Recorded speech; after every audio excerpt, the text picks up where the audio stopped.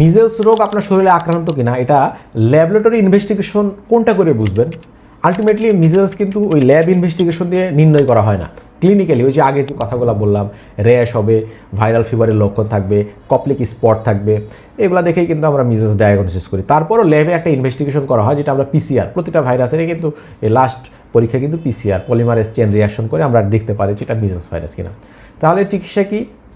মিজেলসের কিন্তু কোনো চিকিৎসা নাই মিজেলস ভাইরাসের জন্য, মানে অ্যান্টিভাইরাল কোনো থেরাপি নাই, এবং আমরা জাস্ট সিমটোমেটিক ট্রিটমেন্ট দিই। যদি তার জ্বর হয় জ্বরের ওষুধ, সর্দির ওষুধ বা অ্যান্টিবায়োটিক এগুলো আমরা প্রোফাইলেক্সিস ট্রিটমেন্ট দিয়ে রাখি বা সিমটোমেটিক ট্রিটমেন্ট দিয়ে রাখি, কিন্তু মিজেলস ভাইরাস কিল করার জন্য কোনো অ্যান্টিভাইরাল থেরাপি নাই। এরপরে আমরা তাহলে কোন দিকে আমাদের জোর দিতে হবে?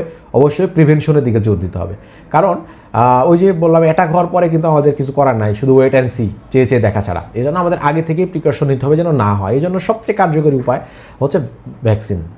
যে যদিও বলা হচ্ছে যে মায়ের বুকের দুধ যে বাচ্চাগুলো খায় 6 মাস, এই ইমিউনিটি নাকি 15 মাস পর্যন্ত দেয়, এই 15 মাসে ভ্যাকসিন নেওয়ার দরকার হয় না, এটা বইতে বলা হয়। কিন্তু আমাদের প্র্যাকটিক্যালি আমরা কিন্তু 9 মাসেই মিজেলসের একটা টিকা দিই, সরকারিভাবে ইপিআই কর্মসূচিতে দেওয়া হয়, এবং 15 মাসে আরেকটা দেওয়া হয়। তবে রিসেন্ট গাইডলাইন বলা হচ্ছে যদি আউটব্রেক হয় তাহলে কিন্তু 6 মাস পরে প্রথম ডোজটা দিয়ে দিতে পারবে, এবং 9 মাস থেকে 15 মাসের মধ্যে যদি কোনো আউটব্রেক থাকে তাহলে মাঝখানেও সে আরেকটা ডোজ দিয়ে ফেলতে পারবে। তবে খেয়াল রাখতে হবে যে 2টা ডোজের ইন্টারভেনশন যেন মিনিমাম 1 মাস বা তার বেশি থাকে।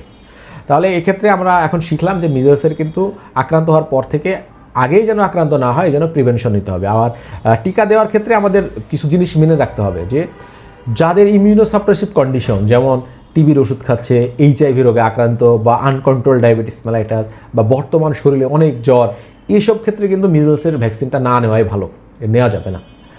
তো এইসব জিনিসপত্র আমাদের মিজেলস সম্পর্কে জেনে রাখতে হবে, এবং এটা সবাই শেয়ার করা উচিত যেন সবাই এই জিনিসগুলো সম্পর্কে সতর্ক হয়। তো ভালো থাকবেন সবাই, আজকে এই পর্যন্তই, পরবর্তী অন্য কোনো ভিডিওতে কথা হবে।